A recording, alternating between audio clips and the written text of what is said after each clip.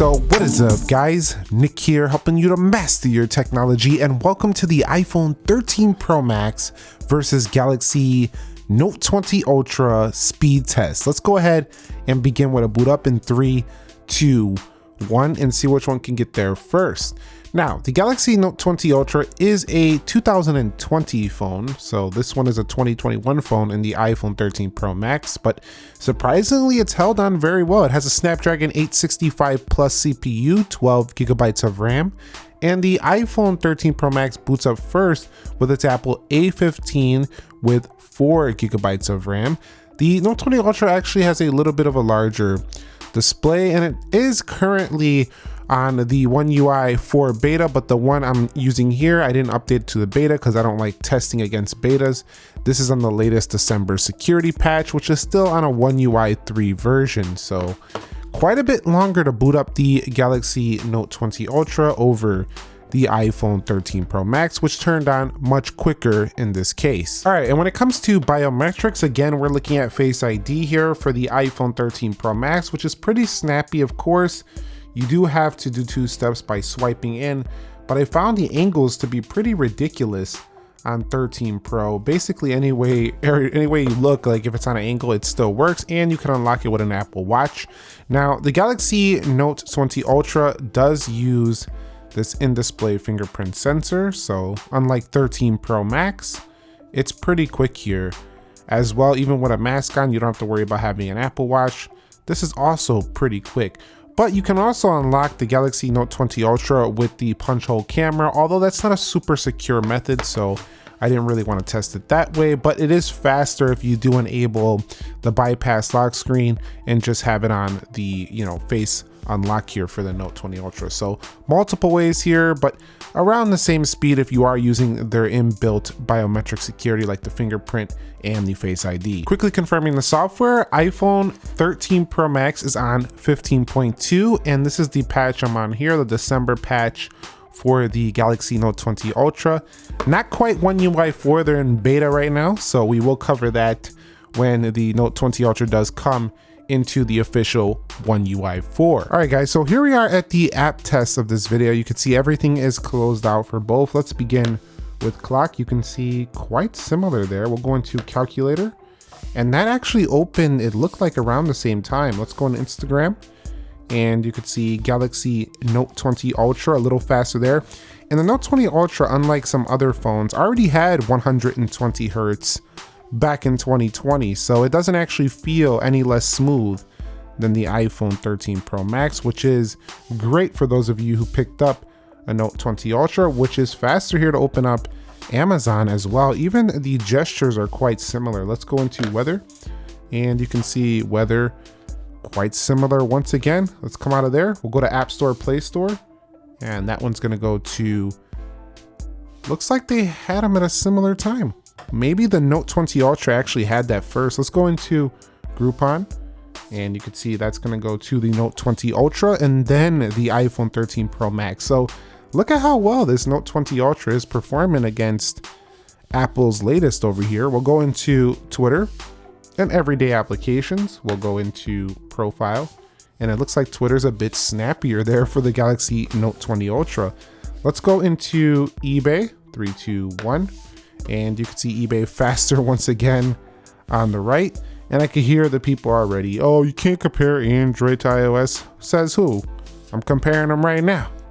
You know, people go buy these phones and they look at the 2 best out there. You can compare them. Let's go into ESPN. Yeah, they're not technically the same system, but who cares? Let's go into scores. You can see that's gonna go to the iPhone. Let's go out of there, Premier Rush. And that opens first there for Galaxy Note 20 Ultra. So let's go into Crossy Road. Can the iPhone come back when it comes to the games? And it looks like no, not on this first game. Let's head up out of here. We'll go into Asphalt 9.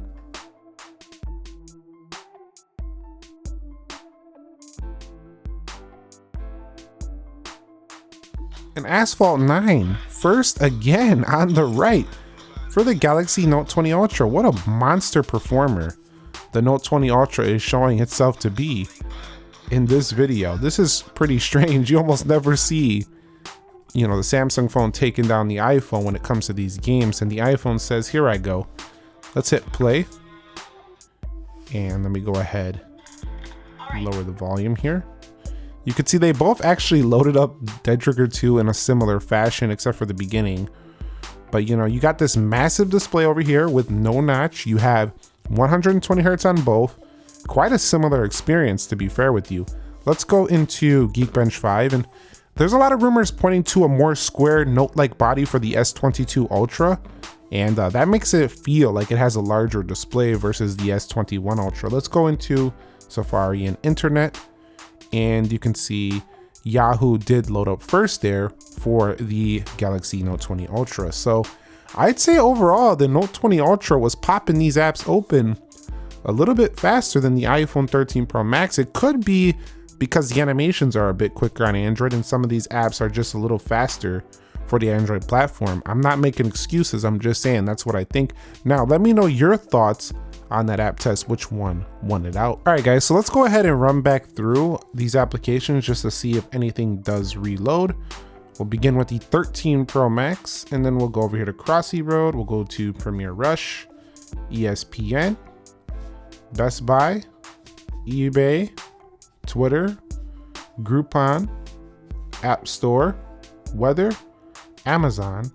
Looks pretty good here for the 13 Pro Max. Doesn't seem to be anything reloading there. Now the Galaxy Note 20 Ultra should not reload anything either with its 12 gigabytes of RAM. So, you know, when you bought your Note 20 Ultra, you might have thought, oh, well, I don't know how long it's gonna last as a Samsung phone, but this phone is lasting very well. We'll go into Rush, ESPN, Best Buy, eBay. I think Best Buy might have reloaded for the 13 Pro Max, Groupon, Play Store, Weather, Amazon, Instagram, calculator, clock. So no major issues there whatsoever. I mean, what you expected, the Note 20 Ultra does have 12 gigabytes of RAM. All right, so we're now in the internet. We're gonna go ahead and click some articles here just to see kind of how they do load stuff up, how they scroll, stuff like that. You can see scrolling quite similar. When you zoom in, that's also quite similar on both. We'll go ahead and go back on each. We'll swipe over, see if we could find a similar article here. Okay, scroll down, you'll see very similar. Let's go ahead now and actually go to a different website. We'll go to Samsung.com over here. So we'll go to Samsung.com here on both, 3, 2, 1. And you can see Samsung.com there first for the Samsung Galaxy Note 20 Ultra. And I gotta say, the squared body and the way it stretches the display off the edges, it feels like a bigger panel than the iPhone 13 Pro Max. Like, it feels like a more immersive display here on the right. I do enjoy that. Let's go over here, com here, to be fair, since we went to Samsung.com. We'll go to Apple.com on both. And we'll go there in 3, 2, 1 and see which one can get there first. And if I'm not mistaken, it looked like the Note was there. Let's go ahead and go to learn more for the 13 Pro. And you could see it might have been the Note because Apple was loading up the graphic right there on the iPhone. Overall, the internet experience is quite similar.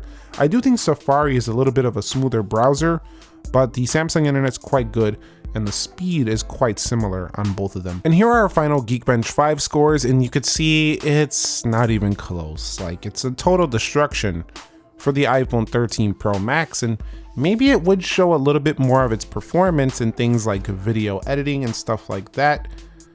Maybe, but in terms of the real world, you could see right here, the camera's a little bit faster for the iPhone, so that's nice. And the cameras are a bit better and the battery life is definitely longer for the iPhone 13 Pro Max.